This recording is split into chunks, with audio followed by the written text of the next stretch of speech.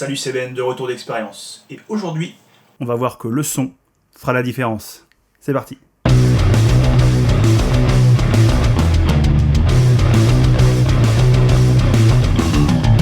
Bonjour à tous, bienvenue pour cette nouvelle vidéo de Retour d'Expérience. Aujourd'hui, on va parler son, mais avant de parler son, pensez à vous abonner, à mettre un pouce bleu, tout ça, vous connaissez la manip.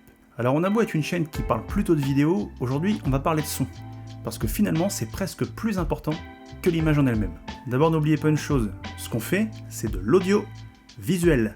Et audio est avant visuel, c'est pas pour rien. Un plan bien tourné c'est super important, mais un plan bien tourné avec un son qui craque, c'est insupportable et personne n'a envie de le regarder. A l'inverse, un plan avec un focus un petit peu décalé mais où le son est nickel, on va le regarder jusqu'au bout. Pour les mariés, l'intérêt de prendre un vidéaste, c'est l'image, mais c'est aussi, voire surtout, le son. Pourquoi ? Parce que si on s'intéresse qu'à l'image, un photographe, ça peut suffire. Parce que les souvenirs que les mariés veulent, c'est les mots, les phrases, les discours, les rires, les chants, les cérémonies, et tout ça, ça compte. Ce qu'intéresse les mariés, finalement, c'est le petit mot de papy qui est en train de dire que son petit-fils est formidable et qu'il est très ému de le voir se marier aujourd'hui, mais qu'il n'ose pas verser une larme devant lui. Et ça, le photographe, il n'aura pas le petit mot de papy. Il peut choper la larme, mais il n'aura pas le petit mot qui va avec. Et avec le son interne de ton boîtier, ça risque d'être juste. Finalement, le gain qualitatif, tant pour les mariés que pour vous, ce sera le son. C'est ce qui fait que vous passerez de ça. Je comprends pas ce qu'elle dit, là, je vois pas trop. Il y a moyen de mettre des sous-titres à ça. Oh là là, c'est beau ce que tu dis, ma chérie, parce que pour être tout à fait franc, moi j'avais l'oreillette pendant la cérémonie parce que je voulais suivre le match, j'ai pas tout à fait écouté ce qu'elle a dit, mais dis donc ce que tu m'as dit, chérie, c'est magnifique, je suis tellement content de l'avoir sur la vidéo. Et pour ça, il va falloir investir un petit peu de sous. Alors l'avantage pour vous, c'est qu'il n'y a pas besoin, pour avoir un gros gap de qualité, de mettre un budget de malade dans le son. D'abord, vous pouvez commencer par investir là-dedans.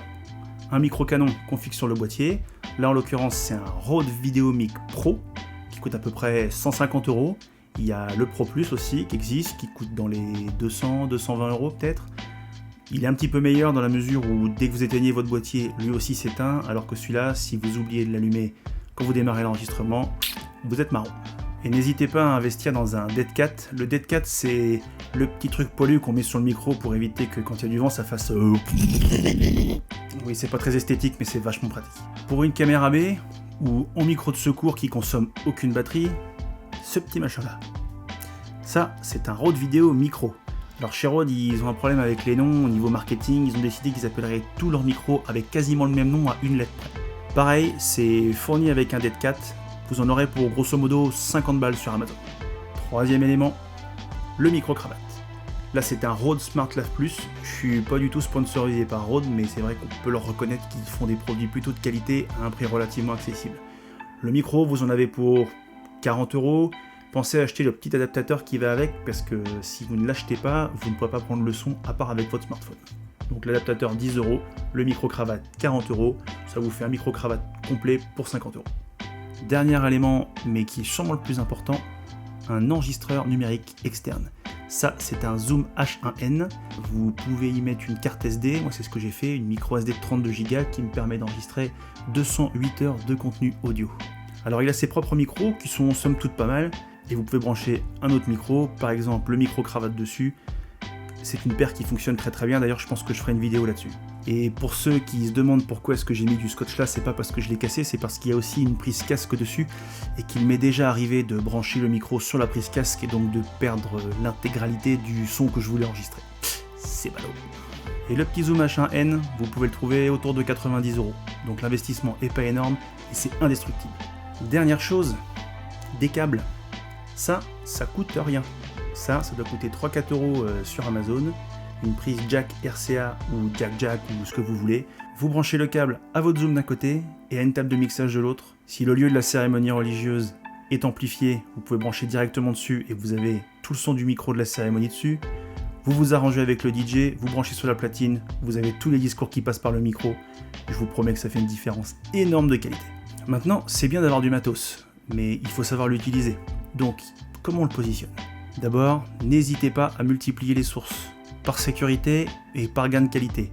On va prendre un exemple, mariage dans une église, je branche le petit zoom sur la table de mixage, j'ai tout ce qui passe dans les micros, y compris les gens qui chantent.